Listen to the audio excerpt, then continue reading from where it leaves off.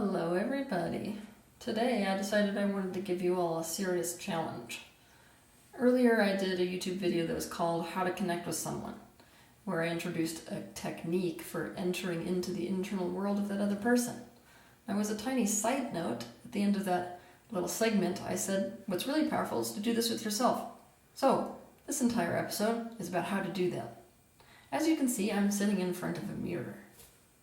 To begin with, even just this might be, pretty vulnerable, nerve-wracking, super uncomfortable, awkward. So first, as you're sitting here, I just want you to allow those sensations to be there with you. I acknowledge that this is super awkward to just be staring at myself in a mirror. When you are doing this process with yourself in a mirror, you are both the journeyer and the receiver. So you're going to be playing both parts. Now, to begin with this process, I want you to feel for if there's a wall in between your connection with yourself. So a wall in between you and you. You may start to see yourself as foggy or distorted a bit. That usually means you're running into a wall. Now, what do we know about walls? Walls exist because of the fact that we're terrified. And so the last thing you want to do is attack a wall. That's just going to make that wall get more rigid. So instead, you just want to be completely unconditionally present with that wall and essentially thank it for being. You want to encourage it to feel safe and to feel loved, and that is a direct opposition vibrationally to that wall, and you will eventually feel the wall coming down, and you'll start to look more crisp to yourself, more real. And then you're going to look directly in the pupil of your own eyes. This is where you begin the process. Now, the me that's on this side of the mirror is going to be journeying into that dark pupil of the me that's on the other side of this mirror. So what I'm going to do is to encourage the me that's on the other side of this mirror to breathe this side, me on this side of the mirror, into itself. And I am going to encourage myself as the journeyer to go in and go in and go in without pulling back. Now, if I go into myself and I see something I'm afraid of, and the me on this side of the mirror pulls back, I can actually create a re-traumatization of the person, the me, that is on that side of the mirror. So to begin with, just sit here for a minute and actually start to feel as if you are looking at the other self. Like it's not really you, it's another self. The you that is on this side of the mirror is going to essentially go into the you that is on that side of the mirror with an attitude of non-judgment, of curiosity, of unconditional presence and unconditional lovingness. So you're going to wait until the you that's on that side of the wall starts to be a bit receptive, starts to open up, to start to get this sort of inviting feeling. That's when you want to project your consciousness in through the pupil of the you on that side of the mirror. And you start going through all of the different layers that are inside that person's internal world. So, I am the teacher of authenticity. Let's go into Teal Swan, shall we, today? Okay. So, sitting here, I can feel that humor is in fact a wall that I have. I'm really nervous right now to expose my entire internal world to you guys today. So, I can feel that wall in the me that's on that side of the mirror, trying to prevent the me from going into it and then exposing it to the world. So I'm going to sit here in an unconditional way, acknowledging the fact that that's a true fear. And also I'm going to tell that self, do you acknowledge the aspect of you that really wants people to see that? I can do that for you in a loving way. Now what I just felt from this side of the mirror is that allowed that aspect of self to want to be seen. So it was a bit like an opening. So now I'm going to go a bit deeper. And the first layer within myself that I run into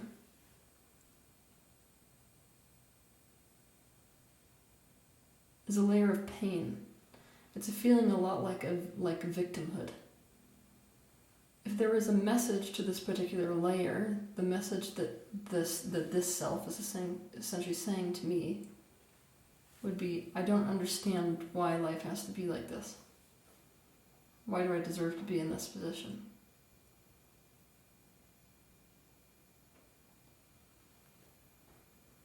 So I'm going to be unconditionally present with each of these layers. And if I feel inclined to send a message to that particular layer or say something internally, I might do that. So for example, I might feel like this layer needs validation. So what I'm going to say to that layer is, you have every reason to feel that way right now. It feels like you can't get your needs met, and like every time you think something's going to turn out well, it turns out really badly. And you can't figure out what to do to make it better. Don't be surprised, by the way, if you start crying during this process. Release is totally normal and natural. Oh yeah, and yet again, you don't want to break the contact that you have with the self that is on that side of the mirror. Be aware that as you go through these layers, they may come with just feelings. They may actually have a visual component or an auditory component. As I go through this layer of me that feels victimized, right underneath that is a layer that actually visually appears like the landscape in the dark crystal before everything was restored to health. It's like there's lightning and there's like a really cragged castle and it's a desert leading up to it. And the feeling that happens in conjunction with this is that it's like pain or like a living hell, kind of. So I'm going to venture into that landscape. So mentally in the mind's eye, I'm actually seeing myself walking into this self, walking into that landscape and sitting down on the floor in it. I'm going to put my hands on the floor of that desert. And I felt at first like I wanted to change that by like diffusing light into it, but then that felt wrong. It felt like what that aspect of me needed was to be received. So I'm pulling it into myself instead. And this makes the storm in this landscape get even more intense, like it's desperate to basically like destroy something, but not in like a vengeful way, in like a desperate way, like a kid that's screaming.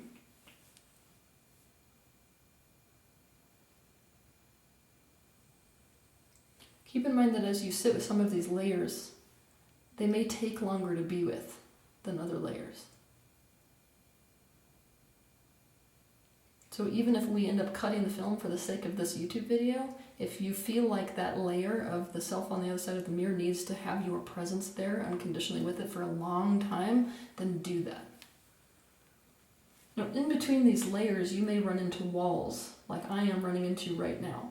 Walls can, yet again, they can be visual, they can be auditory, they can be a sensation. So you can, like one wall essentially to keep you out of the next layer underneath it may be a compressing wall, so you start to feel like you're being squeezed.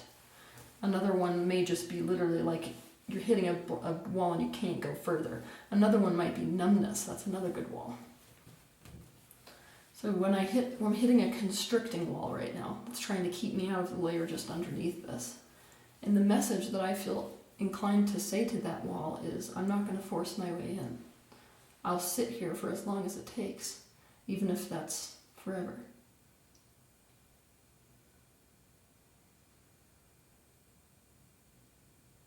And now my own face is distorting into like ugliness. So what I'm actually seeing in the mirror visually right now is like a grotesque face. That is this being on the other side of the wall, essentially. That's the attempt to keep something very vulnerable safe. So it was an attempt to scare me off so that I would pull back instead of come forward. Now there's a subconscious aspect of the self on the other side of the mirror that desperately wants me to continue even though that scary face is there. It wants to trust me. It's basically a test. So instead of pulling back from that scary face, I'm going to go into it. And what it looks like is like I'm going into a corpse.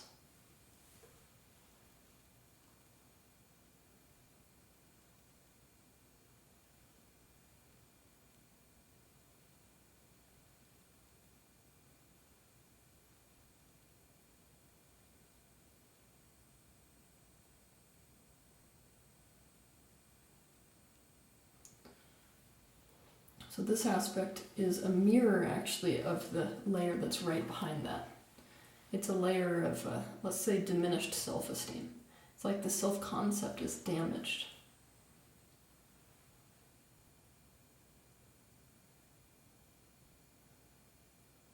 So So this layer wants the mental aspect of me, not the verbal aspect of me, to say, for the sake of this video, I have to make it vocal, wants me to say to it, you're not who people have taught you that you are.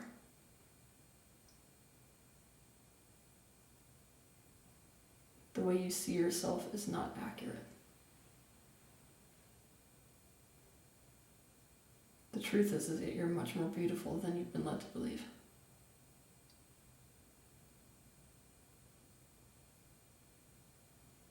Now I'm sinking into grief. This is a very thick layer of grief, meaning it feels like an endless ocean that just keeps going with absolutely no bottom. I feel like I'm sinking into it. There's like a hopelessness and a despair there.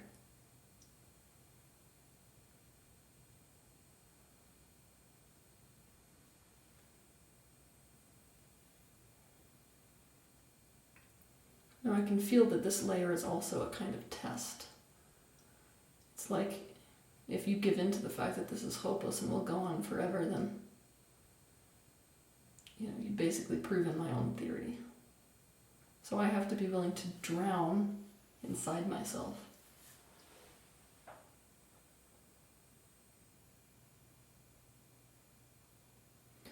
Right underneath that layer is in fact a layer of light.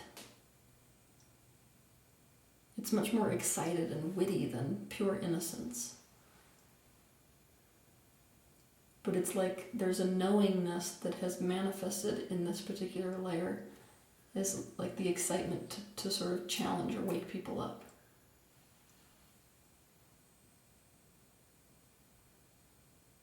So I'm thanking myself for showing me this aspect.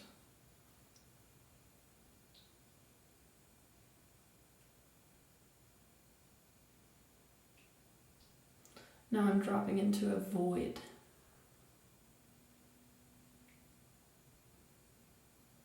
It's like a chasm, it's an emptiness.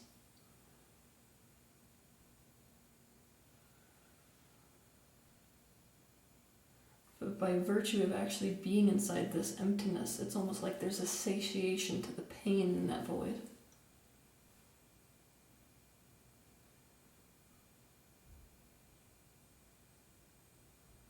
I could feel my whole body on that side of the mirror, like actually calm down when I was inside that void.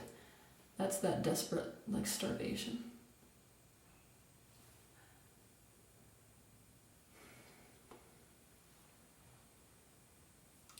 Right beyond that, I'm feeling a layer of me that almost like doesn't belong. The image that's coming with it is an extraterrestrial. I feel that sort of alien-y feeling going into it. And now I'm running into a numbness wall. It's an attempt to confuse. So yet again, I'm projecting into this wall. I'm okay that you're there. I see that you're trying to confuse me. But I'm clear that what I want to do is continue.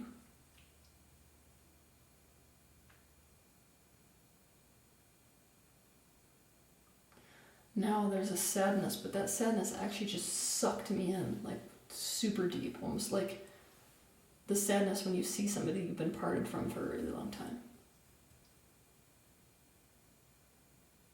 And this aspect of me needs to actually have me spend time with it and just really give it the reassurance that I'm not going anywhere ever again. This is the byproduct of self-abandonment.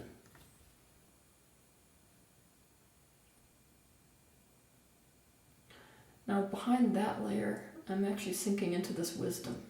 I'm starting to get really close to the aspect of me that has gone through lifetime after lifetime. It feels like an infinite beingness with like clear, definitive reasoning for being here. And as I penetrate through that, I end up back in space. So what that feels like is I've gone back to source consciousness. It feels almost like you're penetrating through all of these different layers, and then suddenly you break through, and it's like very easy. You kind of slip back up to source consciousness. If you've ever been in an intense meditation where you've literally experienced yourself and your mind and your perception being no different than source experience, that means that you have traced that yourself essentially all the way back through. That's what you're going for, ideally, with this exercise. So you want to sit with that for a minute and feel what it feels like to be entirely penetrated by yourself, and to be entirely explored in terms of your internal world until you're all the way back towards the source of your embodiment. And then, of course, you want to thank yourself for allowing that connection. In other words, that side of the mirror self needs to know that it's a gift, basically, to connect. Not that you're doing it any favors, but it is what you want.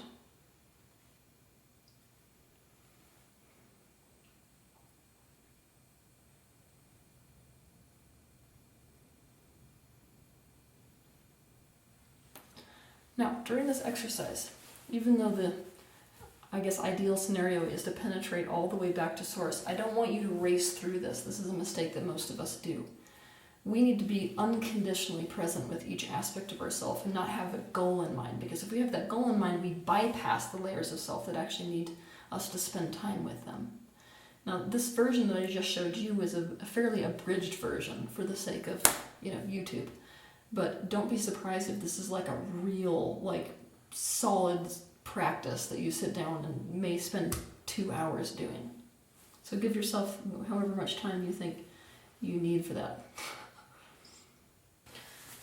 These walls and these layers of self are in fact just layers of the ego being the separate self. So when you see pure source consciousness coming down into the physical embodiment, it begins to organize itself in certain ways. So you're going through the layers of the internal world, the layers of the self that you're sitting across from, yourself in this case.